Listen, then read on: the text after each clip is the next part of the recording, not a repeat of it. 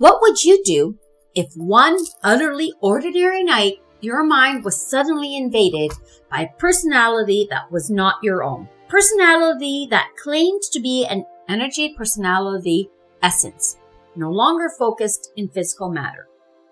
A personality that would proceed to dictate over 20 books of some of the most profound spiritual material ever written. This, my friends, isn't the plot of a sci-fi movie. This is exactly what happened to a poet and author named Jane Roberts in 1963. And what she started in her apartment in Elmira, New York, forever changed the way we think about reality, God, and ourselves. This is the true story of Jane and Seth that I would like to share with you. Before she was the vessel for Seth, Jane Roberts was a fiercely intelligent, creative, and deeply curious woman.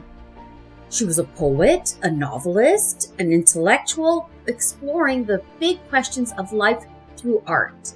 By all accounts, she was sharp, she was witty, sometimes skeptical, and definitely not someone looking to become the next spiritual guru. She and her husband, Robert Butts, an artist, lived a quiet life.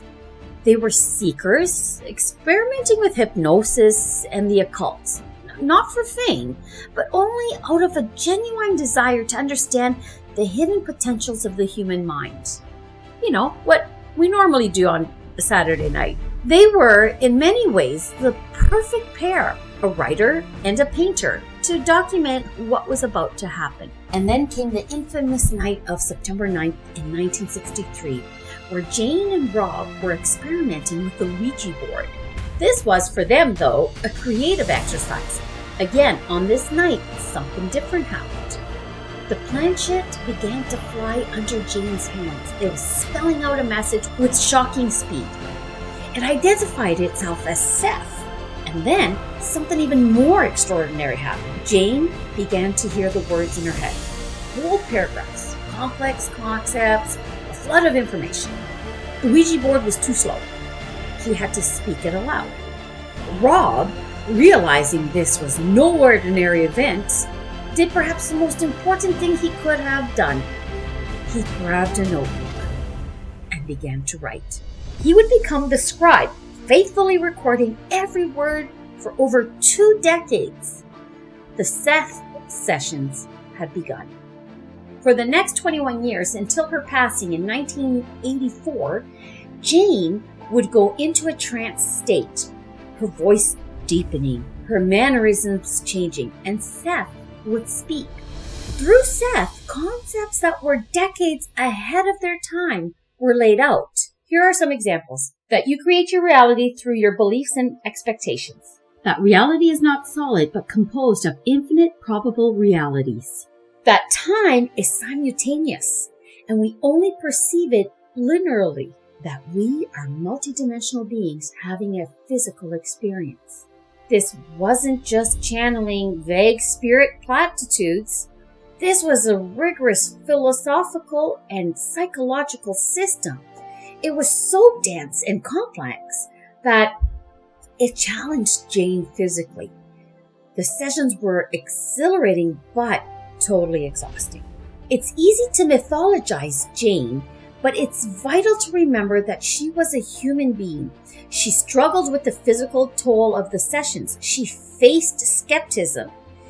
Her and Rob lived a simple, private life, dedicated to this work, not for fame or money, but because they knew its value. She was the perfect channel, not because she was a saint, but because she was a strong-willed, intelligent skeptic. If it could happen to her, it meant this phenomenon was worth taking seriously. So the next time you hear the phrase, you create your reality, remember that it didn't start with a self-help guru. It started with a poet, a painter, and a mysterious voice from the non-physical realms in a small apartment in New York. This story is the foundation for everything we're going to explore in this series. The ideas we take for granted in the spiritual community have an origin point, and understanding that origin point gives us a much deeper, richer understanding of the ideas themselves.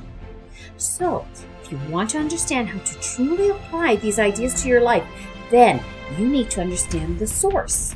That's the incredible story of how it all began. But this is just the start. We have a full series planned where we'll break down Seth's core concepts like probable realities and the magical approach, do a deep dive into his most famous book, The Nature of Personal Reality, and show you how to actually apply this to your health, relationships, and goals. If you want to follow along with all of that, the best thing you can do is hit that subscribe button and ring the notification bell so YouTube actually tells you when we post. New videos are coming out every week, and I absolutely cannot wait to share this journey with you.